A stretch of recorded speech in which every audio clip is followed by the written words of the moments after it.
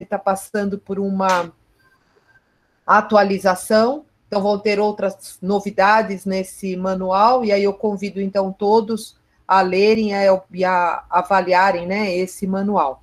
E hoje comigo está o professor Zaconeta. Prazer em ter você, viu, Zaconeta? Obrigado, professora Cristina, bom dia. Bom dia a todos os amigos de Pernambuco e dos outros lugares do Brasil. Vimos a apresentação, muito bonita. É sempre uma honra estar com professoras tão conceituadas como a professora Gláucia Guerra e a professora Leila Katz. Queria somente dar a tônica de como são estas reuniões. A intenção destas reuniões é a gente promover o intercâmbio de conhecimento, a gente promover o intercâmbio de experiências, com o objetivo primordial de tomar ações que reduzam a morte materna. Então, queremos pedir, se tiver aqui no grupo médicos da atenção primária, se tiver enfermeiros, se tiver obstetrizes, que não se sintam constrangidos, que esta é uma conversa informal, que todos participem. Se alguém se sente um pouco mais acanhado para falar, faça pergunta ou comentário pelo chat, para que nós todos possamos nos enriquecer. Tudo bem? Então, isso dito, vamos passar a palavra para a nossa expositora. Vou pedir que quem não estiver falando, coloque seu microfone no mudo para não ter microfonia. Repito, estamos muito felizes. Mas acho que o grupo queria se apresentar primeiro, então acho que eles poderiam se apresentar e depois a expositora. Ótimo.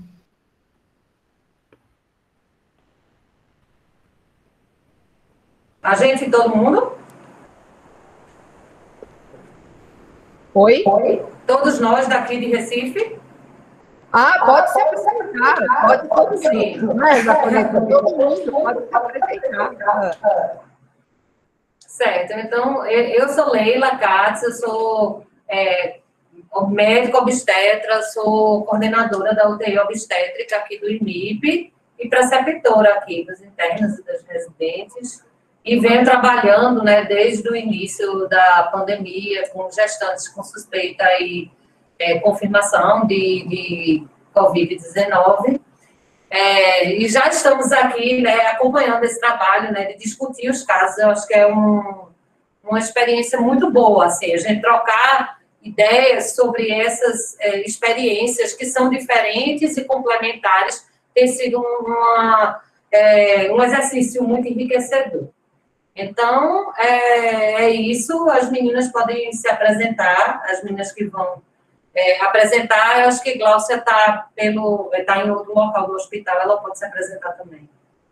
Bom, meu nome é Karen, bom dia, eu sou interna, estou no 5º ano de medicina da Faculdade Pernambucana de Saúde, que tem como campo prático aqui o IMIP. Estou rodando agora no rodízio de ginecologia e obstetrícia aqui de serviço. Tenho um apego muito forte por essa área, gosto muito. E é isso, muito feliz de estar participando dessa reunião, de a gente estar discutindo um tema tão importante, que é a vacinação nesse período de pandemia. E é isso, espero que contribua aí para todo mundo que esteja participando. Eu sou Oi, doutora? Desculpa. Fala aí, Yasmin. Eu sou Yasmin, sou residente do 2º ano aqui do serviço do IMIP de ginecologia e obstetrícia. Nesse mês, a gente está rodando agora na gestação de alto risco, incluindo tanto não Covid quanto Covid, quanto a Covid.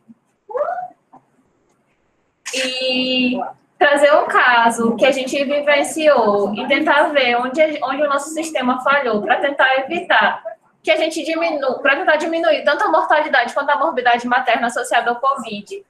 Levantar essa discussão aqui de grande valia para todos. A gente espera contribuir.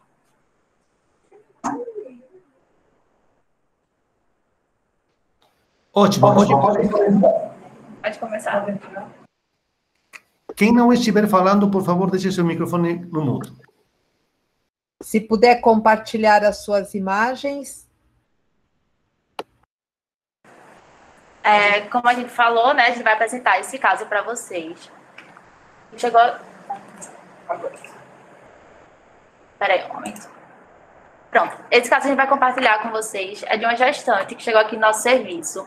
ACS, 28 anos. Ela é natural e procedente de São Caetano, que é um municípiozinho que fica a 125 quilômetros de Recife. Ela é branca, casada, católica, possui ensino superior completo. era professora. Quando a gente conversou com ela, ela falou que desde o início da pandemia ela começou a trabalhar remotamente, mas a cada 15 dias, mais ou menos, ela tinha reuniões presenciais com os pais dos alunos e com o corpo docente da escola dela. Em relação aos antecedentes obstétricos, ela era gesta 2 para 1. Esse parto dela foi um parto vaginal, termo, sem nenhuma intercorrência. Em relação aos antecedentes patológicos, ela negava qualquer tipo de comorbidade, mas referia apresentar uma alergia de pirona e um quadro de urticária moderada, cefalexina, que se resolvia com o uso de antihistamínicos convencionais. Em relação aos hábitos de vida, ela negava o uso de bebida alcoólica e tabagismo ao longo da vida dela.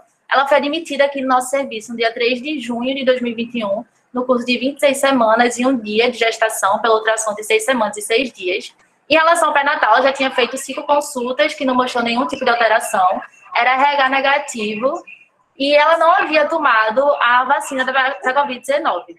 Quando a gente perguntou para ela o porquê dela não ter tomado essa vacina para a Covid-19, ela afirmou para a gente que em conversa junto com a médica que fazia o acompanhamento dela pré-natal, elas acharam melhor não tomar por conta desse quadro de urticária que ela tinha. Então, elas tinham muito medo que desse alguma reação alérgica, então foi optado por ela não tomar essa vacina.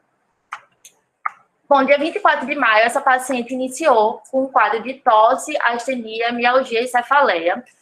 Mais ou menos 10 dias após o início desse quadro, no dia 2 de junho, ela procurou a unidade de saúde básica perto da sua casa, com piora dos sintomas. Quando ela chegou nessa unidade de saúde, foi visto que o quadro dela era mais grave, então ela foi encaminhada para a UPA de Caruaru, que é um município que teria uma maior estrutura para acompanhar essa gestante. E chegando na UPA, ela dizia que ela apresentou piora do desconforto respiratório e se queixava de disúria.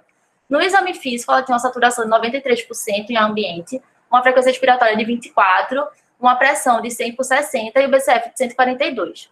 Lá na UPA foi realizado um sumário de urina que mostrou infecção urinária e foi feito um raio-x de tórax, que evidenciou consolidação pulmonar, principalmente em base de hemitórax esquerdo. Visto essa imagem de raio-x, foi levantada uma suspeita de uma pneumonia comunitária, então foi iniciada para essa paciente ceftriaxona e azitromicina, e ela ficou, né, na UPA de Caruaru do dia 2 ao dia 3 de junho, esperando uma vaga de UTI. Durante esse período, ela fez uso da máscara não reinalante, chegando até a usar 15 litros por minuto, enquanto aguardava essa vaga. No dia 3 de junho, ela fez um teste rápido antigênico, que foi positivo para a Covid-19. Ela consegue a vaga de UTI aqui para o nosso serviço. Ela foi admitida na UTI Ciraga aqui do IMIP de meia-noite e 24. Chegou com estado geral grave, estava consciente, orientada, taquipneica, fazendo uso da máscara não reinalante a 15 litros por minuto.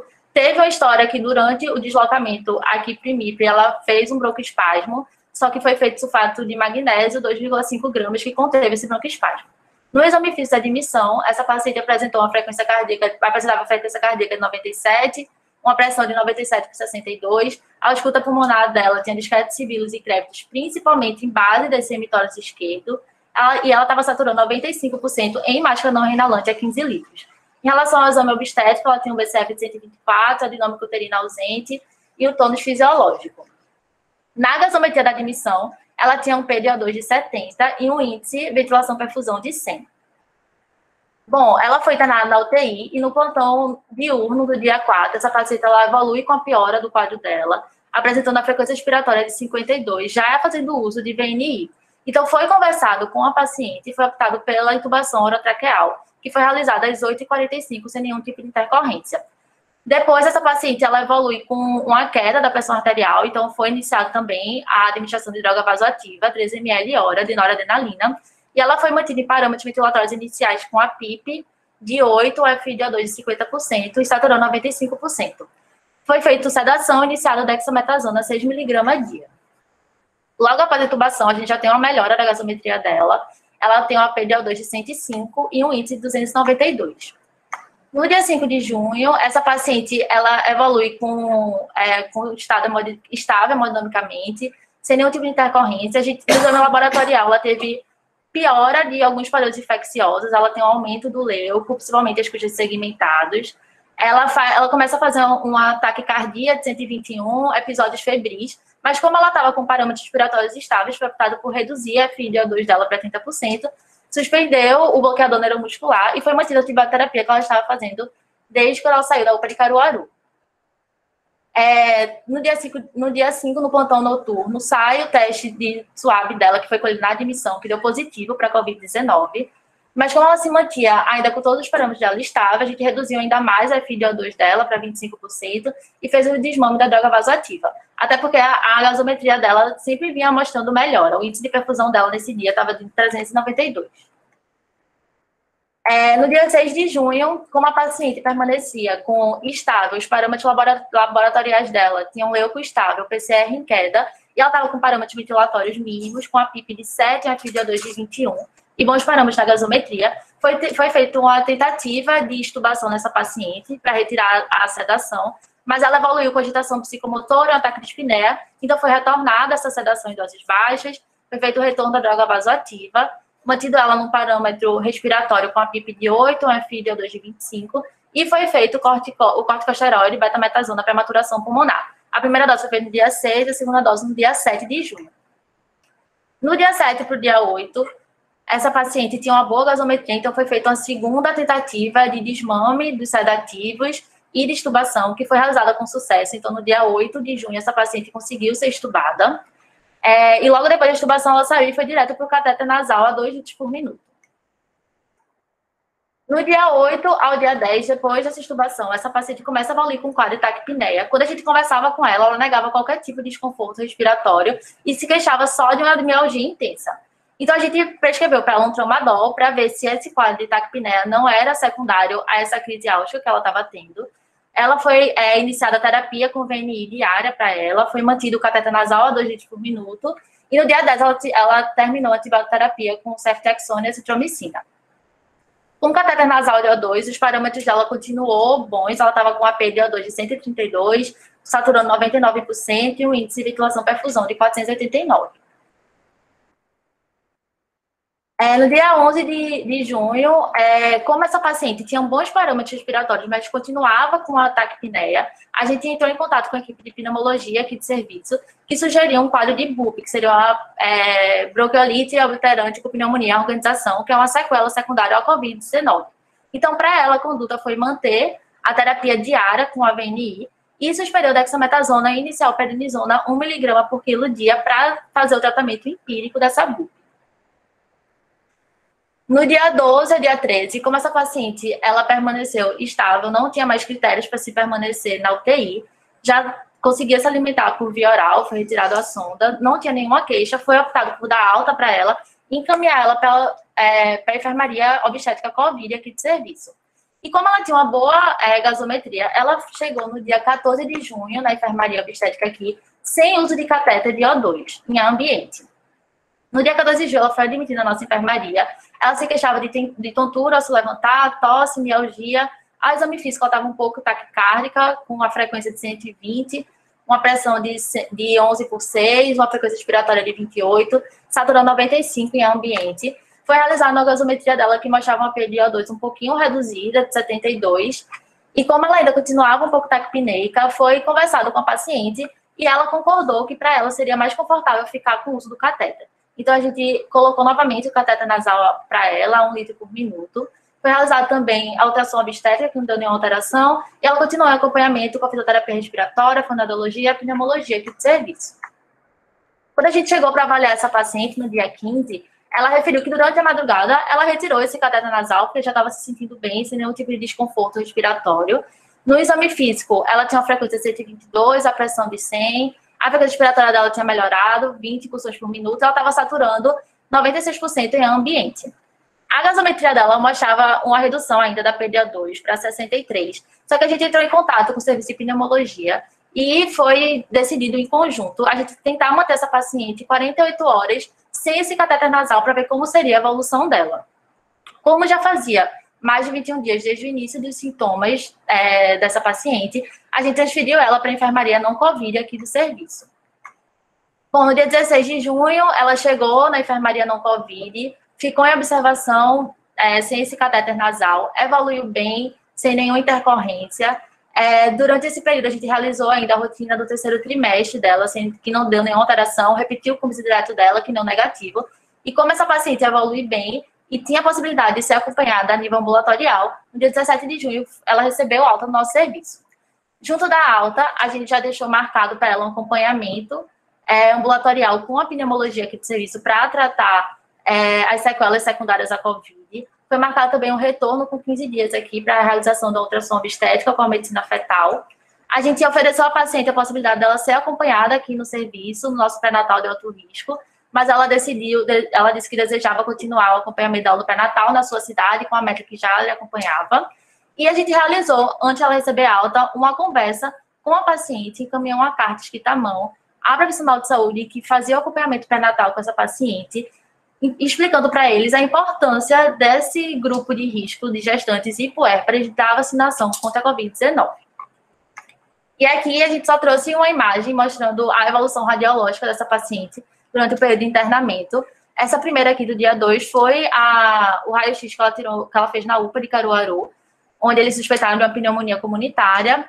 E aqui no dia 16 a gente já vê um padrão radiológico muito melhor, ainda com um pouco de sequela, mas bem melhor em relação ao início, quando ela chegou. Bom, é isso. Agora eu passo a palavra para a Yasmin, que vai discutir um pouquinho com vocês. Pode continuar aí, se quiser. Pode passar o slide, né? Uhum.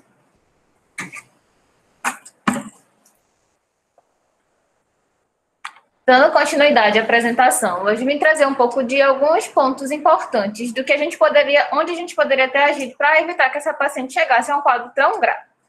Epidemiologicamente, os casos de Covid, no geral, chegam a aproximadamente 18 milhões de pessoas no Brasil.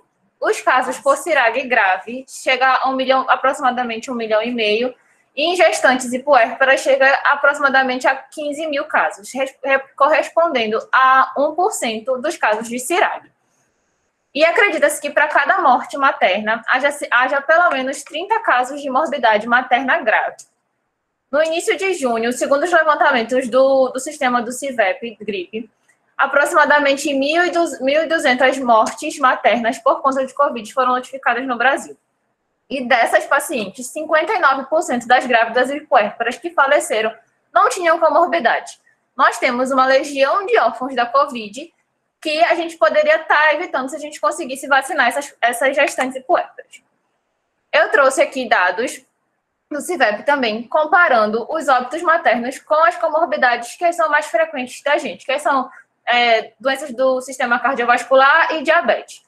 Apesar de, proporcionalmente, as gestantes com diabetes e com hipertensão evoluírem para óbito, as que não têm nenhuma comorbidade ainda representam um número expressivo de óbitos maternos por conta da Covid.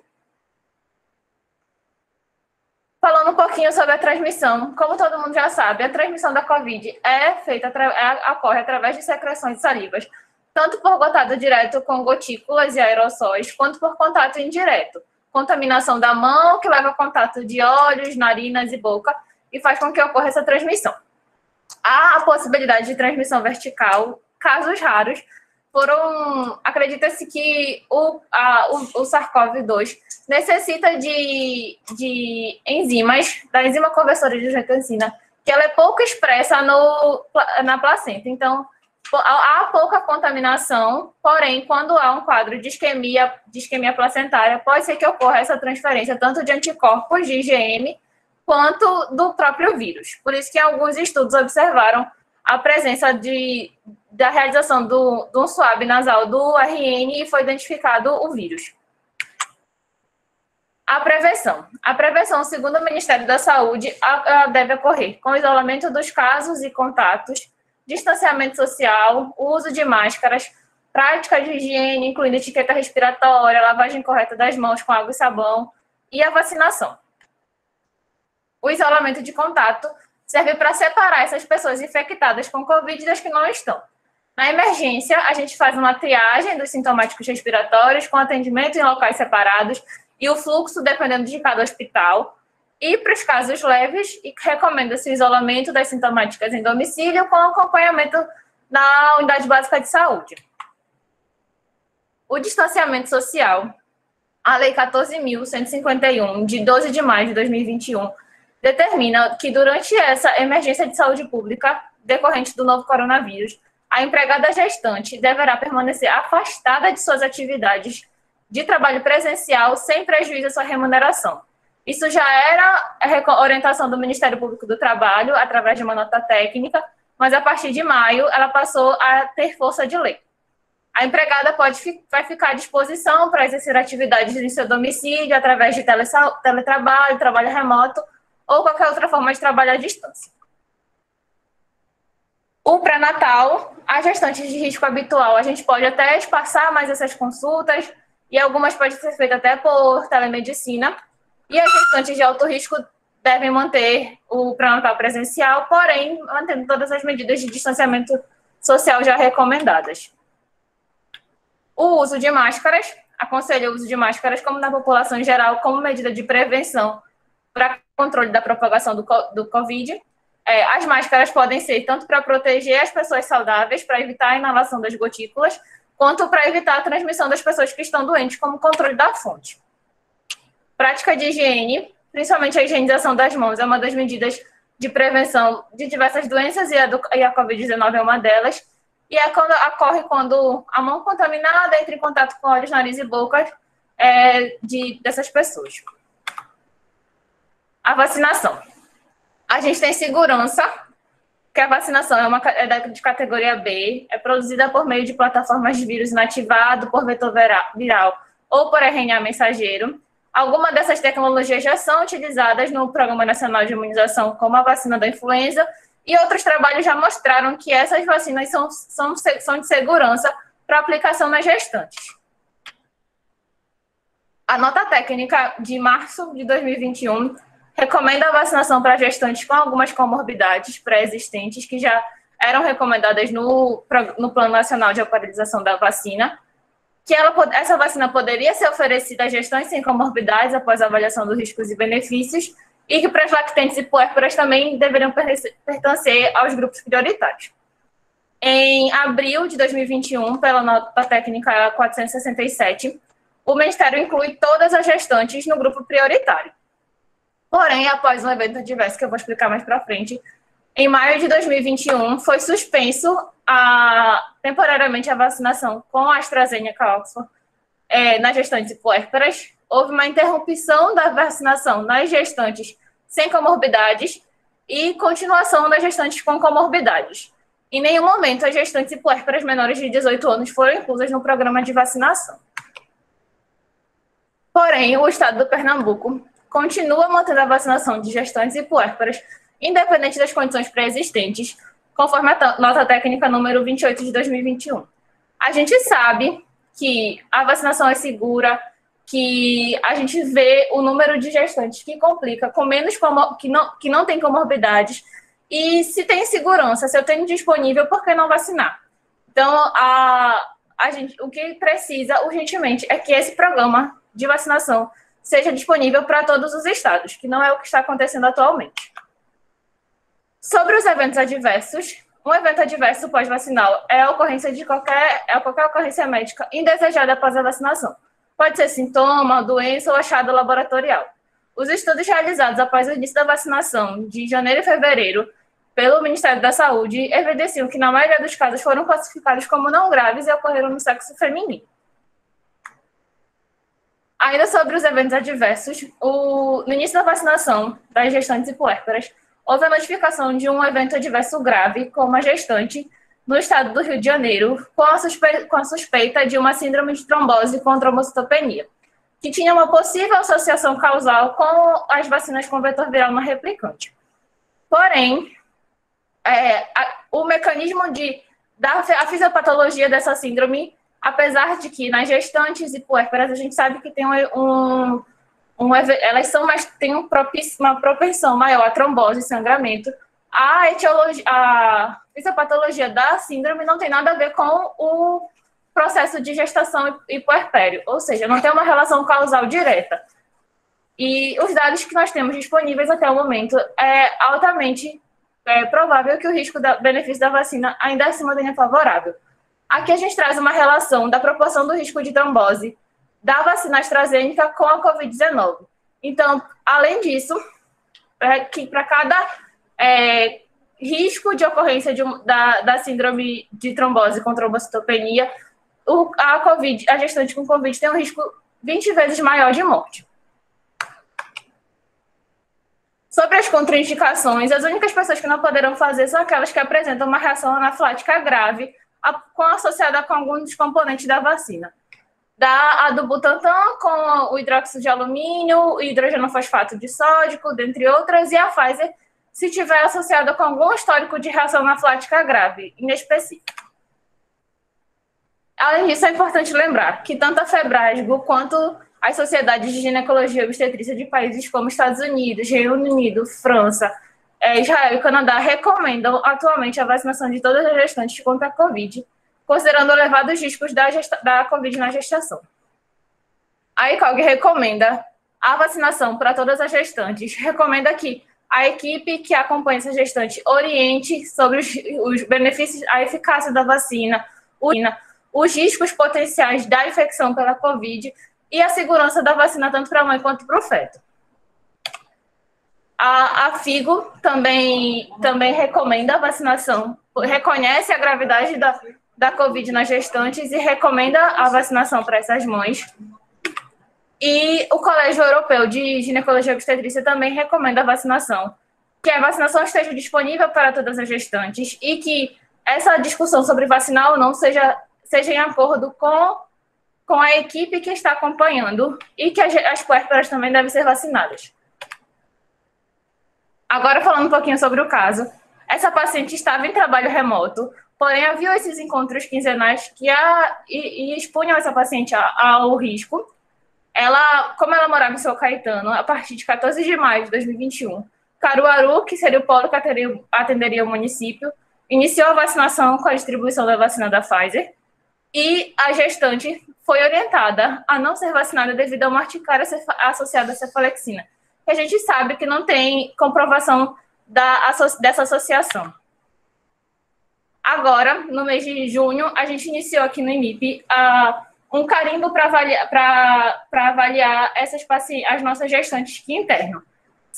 Para a gente ver quem tomou, quem não tomou a vacina, onde que a gente pode agir, o porquê que não tomou, se foi por falta de orientação, se foi por medo, se foi para a gente poder agir e tentar evitar que casos graves, como o da nossa paciente, aconteçam. E, para finalizar, para cada mãe que morre, há uma família que sofre, há uma comunidade que se torna mais fraca e há um país que fica mais pobre. Então, se a gente pode agir contra a Covid na vacinação, a gente deve agir com bastante firmeza, orientar as nossas gestantes e as nossas puérperas de que elas necessitam ser vacinadas para que casos graves não ocorram mais. E é isso, obrigada. Bora. Muito bem. Parabéns, caso muito bonito, uma apresentação muito bonita. Acho que o caso de vocês é para a gente fazer algumas reflexões importantes, né? E eu acho que a gente precisa começar a divulgar e falar da vacina. Além de falar da vacina, tem que continuar falando para a nossa gestante que, mesmo vacinada, ela tem que continuar com o distanciamento, com a higiene e com o uso de máscara. Aqui em São Paulo, eu não sei como é que, depois o professor Zaconeta fala como é que está na região dele, né? Mas aqui em São Paulo, a SOGESP, ela encabeçou uma campanha. A gente está tendo divulgação para a população, a gente está fazendo live para a população, acho que isso está sendo muito bom, interessante, para esclarecimento. Aqui o governo, né, de São Paulo, ele pede só que tenha o comprovante que a paciente está grávida, claro, né, para saber, porque ela está indo tomar a vacina, mas aquele relatório que foi orientado e pedido não se está mais fazendo. Então, a gente está ampliando aqui a divulgação e a orientação para a vacinação, né? Lembrar que pelo Programa Nacional de Imunização, são 2 vacinas que devem ser oferecidas à gestante, né? A vacina Coronavac ou a Pfizer. Uma das grandes perguntas que as nossas, aqui nas lives, as mulheres têm feito, né? É qual que é a preferência? Não, então a gente tem que explicar que não tem preferência. A vacina boa é aquela vacina que está no braço. A que tem, né? Que ela não é para escolher nenhuma vacina, que é para chegar e tomar a vacina.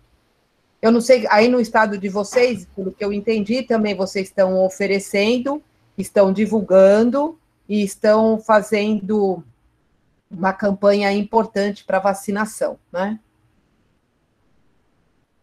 Aqui no estado, desde o começo, a gente está divulgando bastante. Pernambuco, desde o começo também, não tem nenhuma restrição em relação a fatores de risco, então são todas as gestantes. Foi feita uma campanha muito grande e o estado fez essa escolha, né? E foi separado a Pfizer para fazer essa vacinação. Então, agora, eu acho que isso é uma coisa que a gente precisa, todos os estados, a nação como um todo, intensificar, porque apesar disso tudo, a gente vê que o percentual de gestantes se vacinando ainda é baixo, né? Então, aquele carimbo mesmo que a gente colocou é porque a gente pensou que, começando naquela época a vacinação, agora a gente já veria um grande reflexo no número de internamentos, no número de pacientes graves, e a gente não tem visto isso assim de uma forma tão importante, e aí a gente começou fez aquele carimbo, a gente começou a perguntar para as mulheres, vocês se vacinaram, não se vacinaram? E a gente estava vendo que muitas não se vacinam. E aí fizemos o carimbo e não para nossa surpresa, os primeiros carimbos todos foram, não fez vacina, a minha mãe não deixou se vacinar, eu tenho medo de me vacinar, porque eu acho que a vacina vai causar alguma coisa. Então, por isso que a motivação da gente, quando a gente escolheu esse caso, a gente achou importante, porque essa paciente, ela ficou com essa sequela pulmonar, e isso é algo que eu acho que precisa ser discutido, não é só morrer de Covid. Morrer de Covid é algo. A sequela, a geração de sequelados dessa doença vai ser enorme. Então, isso é importante, mas a gente achou que a gente deveria dar uma importância para a vacinação, porque está aí disponível e as pessoas não estão indo se vacinar. Então, é muito importante a gente trazer aqui isso para discussão, para disseminar, para capilarizar isso por todos os lugares. Essa paciente teve acesso à vacina e a médica que acompanhava ela, por um motivo não justificado, orientou que ela não se vacinasse. Então, por isso que a gente achou tão importante discutir isso em relação a esse caso. Ótimo. Uma coisa muito interessante que já tinha sido levantada pelo professor Schevernak da FIGO é que não basta a vacina estar disponível ou utilizar o termo foi liberada para gestantes. O obstetra, ele tem que recomendar, ou seja, nós temos que recomendar e nós temos que falar no plural e no singular. Eu recomendo e dizer, nós recomendamos, nós como Sociedade de Ginecologia já fizemos essa avaliação de risco-benefício. Doutor, mas tem algum risco? A doença tem mais risco. Isso. Já foi feita essa avaliação. É importante que o obstetra recomende a vacina. É por isso que está sendo feita, Saconeta, essas lives, porque tem muitos ainda, infelizmente, ainda tem muitos ginecologistas e obstetras que estão na dúvida, né? Então, acho que a gente precisa informar os colegas. Então, essa ação que está sendo feita aí no estado de Pernambuco, né, a ação que nós estamos fazendo, acho que ela é importante. A gente precisa informar os nossos colegas que a vacina é importante, que a vacina pode ser feita, que, como foi falado aí pela aluna, né, a vacina, a plataforma da vacina já foi usada em outras vacinas que a paciente gestante já utiliza, que ela é classificada como classe B. A gente precisa avisar para a gestante que classe B é o remédio que ela toma para náusea, para vômito, e que está na banca da farmácia, que ela compra sem receita. Então, que ela pode tomar a vacina porque é segura. E outra coisa, precisa explicar para a grávida o risco da doença, porque às vezes elas acham que a vacina vai trazer um maior risco, e não, né? Mas a gente teve na live muitas dúvidas de colegas e muitas pacientes dizendo que os colegas não estavam recomendando, né? Então, acho que a gente precisa informar os nossos profissionais de saúde em relação a essa vacina. Eu queria aqui fazer um tópico, achei muito interessante, a aluna trouxemos esse caso para ver o que fizemos errado, mas eu queria pontuar uma coisa que foi feita tremendamente certa. Esta paciente estava numa unidade básica de saúde no 10º dia da doença e foi encaminhada para a UPA de Caruaru de maneira oportuna e foi encaminhada para a UTI do IMIP de maneira oportuna. Então, esse é um recado central para evitar a morte materna. Não esperar a paciente estar com critério de UTI para transportá-la para um lugar de maior complexidade. Então, se você está na unidade básica de saúde, você está frente a uma paciente que está piorando, oportunamente você tem que alocá-la. Se você tem, qual é o momento para você pensar em encaminhar a paciente para um lugar com UTI? No momento em que você precisa de oxigênio. No momento em que está colocando a cânula, você já tem que providenciar tudo para encaminhar essa paciente para um centro que possa atendê-la. Acho que, como estava num dos slides que a nossa colega mostrou, temos pacientes que morreram sem ter acesso à intubação e temos pacientes que morreram sem ter acesso a nenhum tipo de suporte de oxigênio. Então, esse transporte precoce, eu acho que foi um ponto alto da apresentação e que não queria deixar passar em branco. Eu acho que a aluna não precisava ter colocado que a gente errou, porque não errou. É o que talvez pudesse ter melhorado. Né? Não, é porque assim, eu acho que dessas reuniões, nós temos aprendido, eu acho que o professor Zacconeta vai falar a mesma coisa que eu, a gente tem aprendido muito com todo mundo, né? E é diferente um atendimento numa cidade, numa metrópole, como acontece, por exemplo, em Recife, e nas cidades do interior. E esse atendimento, ele também é diferente em várias regiões e tem as suas peculiaridades. Então, por exemplo, a gente já viu que no estado do Amazonas, o transporte fluvial ele é importante, aliás, não só no Amazonas, em outras regiões, e que talvez o atendimento lá, a pessoa ela tem que estar mais atenta, quem está na unidade básica, para poder transportar essa paciente até antes desses quadros que a gente coloca aqui, que chama atenção, né, de piora. Por quê? Porque ela tem um tempo maior. Aqui, por exemplo, 100 quilômetros, a pessoa gasta 1 hora, né, 1h30. 100 quilômetros em alguns lugares em que a estrada é de terra, às vezes vai gastar 3, 4 horas, ou às vezes, na dependência, até mais de meio-dia, né? Então, as pessoas precisam estar aptas para fazer o diagnóstico um pouquinho antes. Então, eu acho que isso é importante a gente frisar. Por isso é que, desde o começo, que nem o professor Zacconeta comentou, que quem é da unidade básica é extremamente importante. Por quê? Porque ele vai ter o primeiro contato com a paciente e precisa ter um controle importante dessas mulheres. Então, alguém da unidade básica, na hora que se faz o diagnóstico de COVID na paciente, ele tem que manter o contato, ou telefonar, ou uma forma, né, de ter contato com essa paciente, de perceber se essa paciente está piorando ou não, para poder tomar um cuidado maior, né, um atendimento melhor. Oi, doutora Cristina, doutor Alberto, Gláucia Guerra, aqui do IMIP, estão me ouvindo? Muito prazer, muito Bom prazer. Bom dia, professora Gláucia. Muito prazer. Prazer grande em te ver.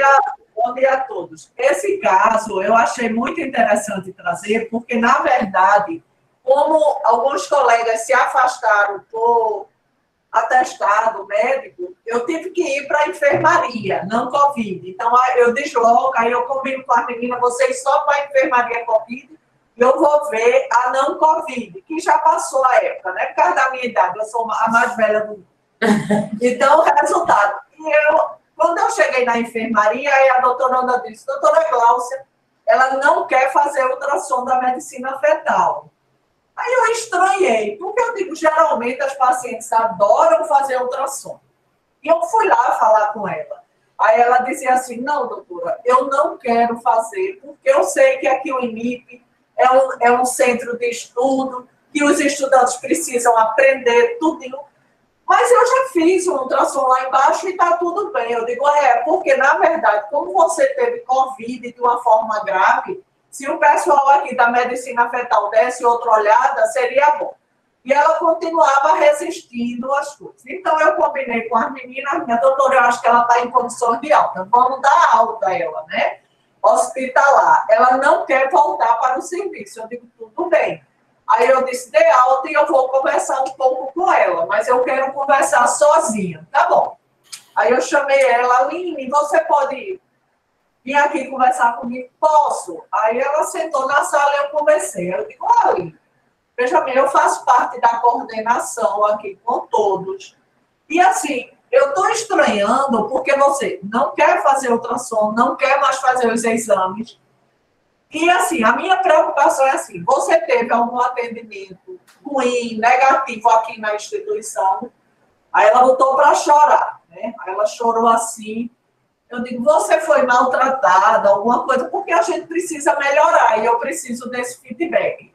Ela disse, não, doutora, de jeito nenhum. Foi super bem tratada em todos os setores.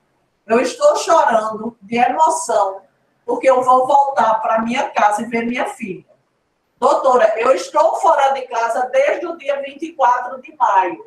Minha filha já andou nesse período. Minha filha já falou papai, mamãe, e eu não vi nada. E eu estou emocionada, porque eu vou voltar para ela. Se tivesse alguma forma de eu ajudar, eu queria ajudar. Agora, eu estou louca para ir embora. Eu não quero mais ficar aqui para fazer exame. Eu digo, não, com certeza. Eu digo, olha, como você é uma professora esclarecida, está tendo seus cuidados, você pode ajudar se você quiser fazer um vídeo dizendo às mães a importância da vacinação. Aí ela disse, tá certo. Eu digo, anote meu celular, qualquer coisa, se você resolver, você diz.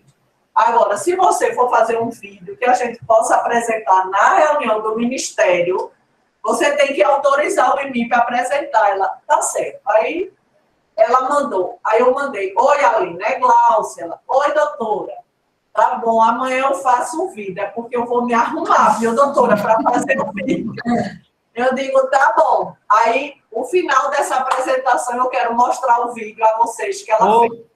Que coisa maravilhosa, professora Glaucia. Pronto, aí depois Leila, né?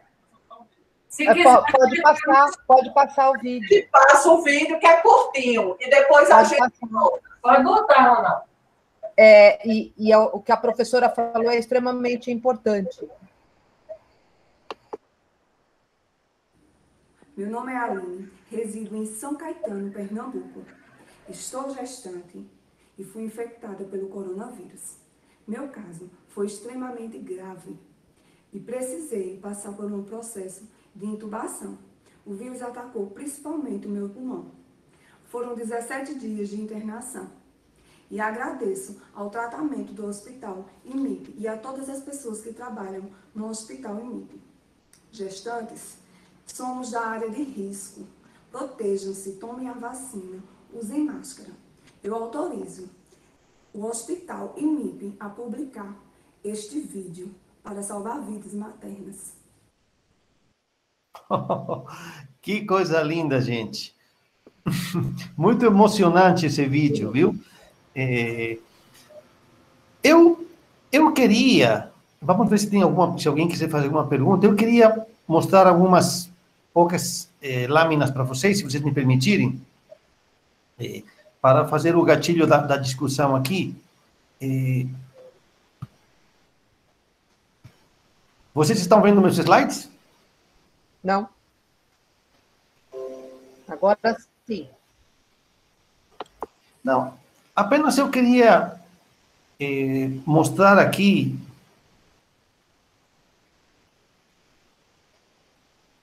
brevemente, vamos dizer, o logo do nosso grupo de trabalho, o que está acontecendo na segunda onda. Já teve uma publicação inglesa, mostrando que eles, na primeira onda, esse é um hospital que só recebia pacientes para ECMO, que na primeira onda, em 150 dias, receberam 34 pacientes, e na segunda onda receberam o dobro. E que E perguntando se as novas cepas seriam mais agressivas. Então, vejam estes dados que nós temos aqui, vejam vocês na coluna da esquerda, que em 2020, de março a dezembro, tivemos 453 casos. E em 2021, até junho, o dobro.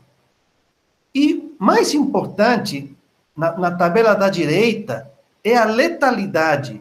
Vejam que a letalidade em gestantes, em 2020, era de 5,5, e a letalidade em gestantes, em 2021, o dobro.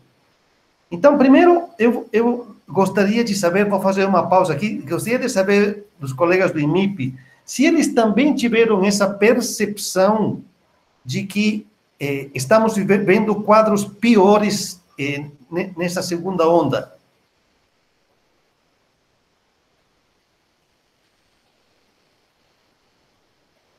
Oi? Acho que está sem som. Pronto, está ouvindo agora? Sim. Pronto. Nós Sim. também tivemos essa percepção, Alberto. A gente tem notado um aumento importante no número de óbitos. Por exemplo, no ano todo passado, a gente teve 11 óbitos. Agora, hoje, essa madrugada, nós tivemos já o 13º, e nós estamos ainda em junho, né? Então, com certeza, isso a gente tem observado. As pacientes, elas chegam com idade gestacional mais precoce, elas têm um quadro que se agrava mais rapidamente e a gente tem tido também um aumento de óbitos. Isso é algo que a gente tem percebido, sim. Ótimo. Então, este é mais um argumento para a gente reforçar a vacina, né?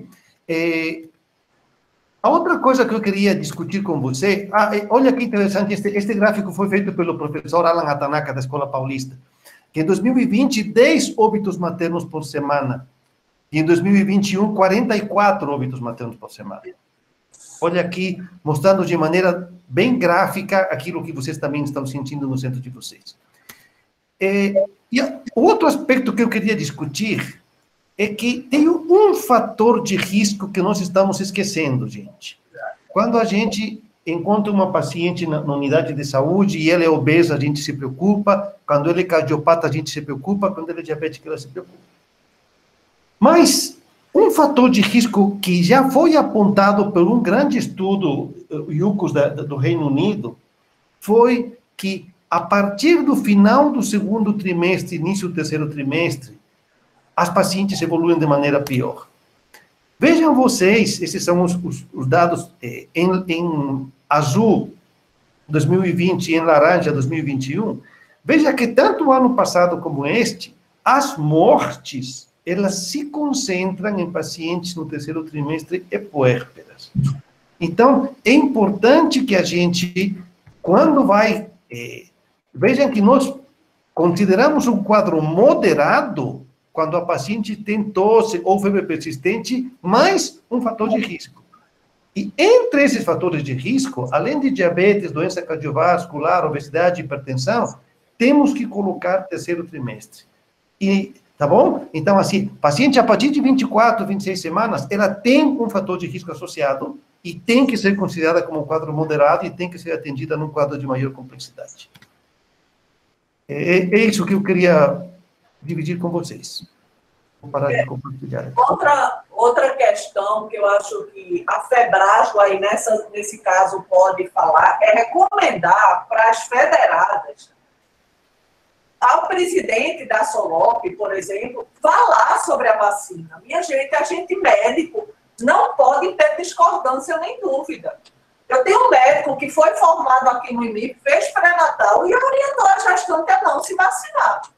Então, assim, eu fico impressionada com essa dúvida que os médicos questionam em relação à vacina. A vacina saiu rápido porque tem tecnologia e teve muito dinheiro investido porque os países ricos foram atendidos. Então, eu não sei como os médicos começam a questionar. Então, eu acho que a Febrasgo tem que se posicionar, tem que aparecer na mídia e pedir para as federadas. Porque isso aí é para salvar vidas maternas, né? Então... Mas a Febrasgo, ela já se posicionou, né? Agora, os presidentes, por exemplo, eu posso falar sobre aqui a Sogesp, a cidade de São Paulo. A gente já está fazendo campanha. E eu acho que a gente precisa avisar os riscos, que eu acho que das perguntas que mais chegaram para a gente, porque essa semana toda a gente está fazendo live para informação. Então, as perguntas que foram mais feitas pelas pacientes eram, primeiro, quando pode tomar a vacina? Então, a vacina, ela pode ser dada em qualquer momento da gestação. Então, as pessoas perguntavam, tomei a vacina e fiquei sabendo que eu estava grávida depois. Então, o que a gente estava dizendo? Parabéns, você está grávida e que ótimo, já tomou a vacina. Se não tomou, procure para tomar a vacina, primeiro, segundo e terceiro trimestre. Outra pergunta, aumentam as alterações, os riscos? Não. Os trabalhos, e já tem número grande de pacientes gestantes que foram vacinadas, não apresentaram nem aumento de abortamento, nem de prematuridade, e os riscos de malformações foram semelhantes da população geral. Então, a gente pode tranquilizar as pacientes. Outra coisa que elas também perguntam, se elas tiveram Covid, se pode tomar a vacina. Então, pode tomar a vacina depois do Covid. Quando? Então, aí a orientação é de 30 dias do sintoma inicial ou 10 dias de cura, né, de melhora da sintomatologia. O que mais se usa são os 30 dias. Outra pergunta, é que eu estou passando para vocês porque eu acho que isso é o que todo mundo vai ficar perguntando. Paciente que tomou a vacina, qual que ela tem que tomar primeiro? Do H1N1 ou do Covid? Ela vai ter que tomar primeiro aquela que está disponível. Então, se ela chegar no posto e tiver o H1N1, toma H1N1. E aí, depois, toma do Covid. Se tem a do Covid, toma do Covid e depois dá o prazo e toma do H1N1. A gente está falando do Covid, mas muitas pacientes não tomaram nem a do H1N1. Então, a gente tem que falar também que precisa tomar todas as vacinas, né? E o intervalo entre uma vacina e outra de 15 dias, tá certo? Outra pergunta, a vacina pode dar reação? Pode, mas a reação costuma ser pequena, né? Dor local, febre, mal-estar. E aí as mães perguntam se o feto vai sentir isso. Não, o feto não vai sentir e nem vai ter repercussão. Outra coisa, se os fetos vão estar protegidos. A gente ainda não tem essa resposta, mas parece que, como as outras vacinas que a gente já conhece, que já usa na gravidez, né? A vacina a difteria, tétano e coqueluche, que a gente dá justamente porque se provoca a produção de anticorpos, né, nos fetos, e quando eles nascem protegidos. Então, tudo pode, a gente não tem resposta para isso, mas pode ser que haja uma certa proteção. Então, a gente tem que estimular essas mães a fazerem uso da vacina e informar os nossos colegas que eles devem estimular também o uso da vacina, recomendar, porque não é só o Brasil que está fazendo isso, né? A gente tem órgãos importantes, como já foi falado, a FIGO, a COG, a Sociedade do Canadá, tem várias entidades, fora todos como é que se fala, o respaldo das entidades que nós temos aqui, que é a FEBRASGO e cada uma das sociedades específicas no nosso país, né? Obrigado. Professora, tem uma pessoa chamada Sandra levantando a mão. Eu não consigo ver todas as mãozinhas, então vou pedir que quem quiser falar, pode falar, Sandra, por gentileza. Bom dia a todos. Eu sou médica da Unidade Básica de Saúde Ilha do Maruim, em Olinda, Pernambuco. Nós não temos problema com vacina para gestante lá, a não ser a questão da busca ativa das pacientes, que a gente sempre está fazendo. Mas mesmo a paciente que não é cadastrada, essa paciente a gente tem a opção de levar logo para fazer a em relação, não só a gestante, como qualquer paciente que apresente a chikungunya e tenha o edema articular que permanece durante bastante tempo. Qual o período de tempo que a gestante pode tomar vacina após a chikungunya, porque a gente sabe que o edema articular demora durante algum tempo. Então, ali há um processo inflamatório.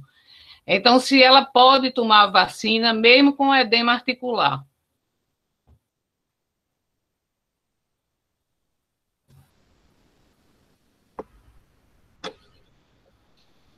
Está sem som, Zaconeta. Sandra, nós temos uma máxima em nossa escola, é que a gente nunca mente, não tem vergonha de falar, não sei. Então, a princípio, ou seja, se uma paciente que ela saiu da fase aguda e tem a dor articular residual, ela poderia tomar a vacina da Covid-19. No entanto, eu coloquei meu e-mail aqui no link. Vou lhe pedir, por gentileza, para você me dar um oi por e-mail, tá bom? Que eu vou te dar essa resposta bem consolidada daqui para amanhã. A menos que alguém aqui no auditório tenha essa resposta, como eu não a tenho, prefiro lhe dar meu e-mail e vou lhe responder com bases mais sólidas nas próximas horas. Muito obrigada, porque sempre eu fico, a paciente vai e volta, o edema persiste e eu fico sem poder dar uma resposta. Fico com medo de não fazer a vacina, mas por isso que eu fiz a pergunta. Pois, agora aí tem meu e-mail, agora somos dois com uma dúvida, nós vamos atrás. Eu também não sei, Zaconeta, mas eu acho que aí você tem que ver risco-benefício. E o risco do Covid, de complicações, ele é muito pior. As contraindicações foram aquelas que a aluna comentou, que são as contraindicações alérgicas, de choque anafilático, e de coisas da composição mesmo da vacina. Então, eu acho que, eu vou olhar, mas eu acho que não deve ter contraindicação, não. Ok. Eu vou dar um oi para o seu e-mail, tá bom, Zaconeta? Obrigada. Muito obrigado, Sandra. Obrigada, vou esperar seu e-mail e vou lhe responder. Ok, obrigada. Não, eu vou querer a resposta também, Alberto. Eu não sei, mas eu também entraria como Cristina está pensando. Saído da fase aguda, eu acho que risco-benefício vale fazer. E aqui a gente está passando por uma fase de muita chikungunya e dengue. Então, isso vai ser uma dúvida que vai ser muito frequente aqui para a gente agora. Mas, eu nunca li algo sobre isso, mas eu penso que nem Cristina. Eu acho que passada a fase aguda, risco-benefício é melhor fazer. Isso é a impressão que eu tenho.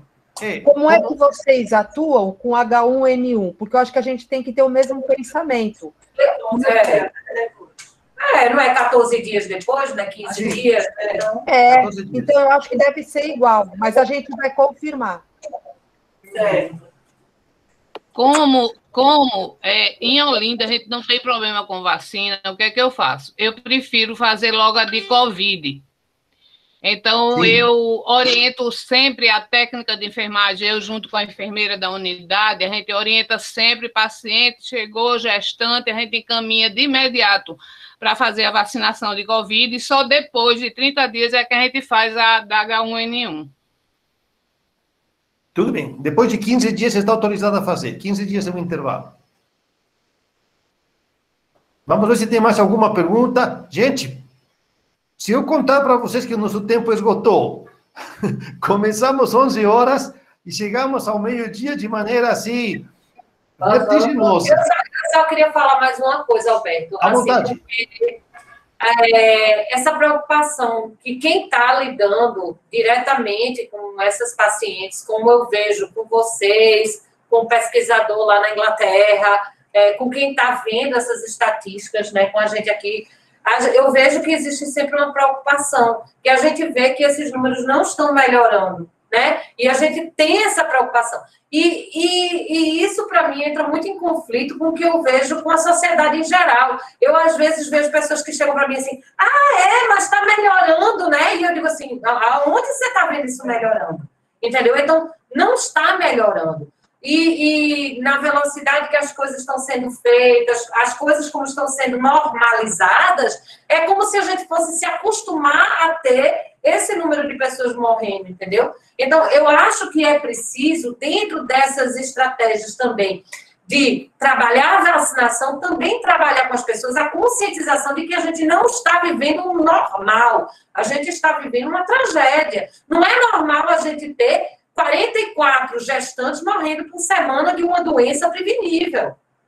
Né? Então, eu acho que isso é muito importante, que isso precisa ser enfrentado, porque não é normal. Não é normal essa situação que a gente está vivendo. E eu fico muito triste, porque eu vejo até colegas médicos dizendo assim, parece que as coisas estão se ajustando, né? E eu digo assim, com quem? Com quem? Com você? E a gestante e puérpera é um sentinela disso tudo. Então, isso que as pessoas não conseguem ver. Na verdade, eu acho que o grupo de grávidas que estão se vacinando são os mesmos que tinham condições de fazer isolamento social. As médicas que têm carteira assinada, que trabalham em casa, remoto. Então, a população que precisa das comunidades, por exemplo, eu acho que a Febrajo pode ir nos templos evangélicos protestantes, divulgar a vacina, porque existe uma campanha contra a vacina. Então, é uma luta enorme. Tá? Então, eu acho que a gente tem que fazer TikTok de vacina para distribuir, para divulgar.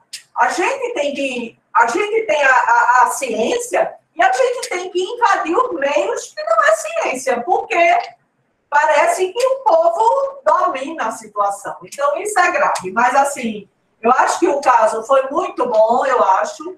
Agradecer às meninas que elas apresentaram brilhantemente, prepararam os slides. E, assim, eu acho que elas estão convivendo com Covid, né? A vida inteira. E eu quero agradecer muito e dizer que elas foram excelentes. Agradecer ao professor Alberto, a professora Cristina e todos, a doutora Maria do Carmo de Natal, que sempre está aí. Nossa amiga. Nossa amiga, né? E eu acho que vamos trabalhar em conjunto para esse cenário mudar, né?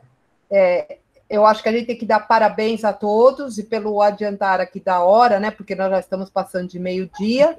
Eu quero agradecer, quero de novo parabenizar o grupo que fez, que a exposição foi ótima. Eu gostei muito do assunto. Eu acho que a gente tem que prestar mais atenção e falar mais da vacinação. Então, parabéns às alunas, né? Que a apresentação, nossa, foi muito bonita. Eu acho que foi, assim, um assunto bem aproveitado por todos que estavam aqui. E eu vou passar, então, a palavra para o professor Zaconeta também se despedir.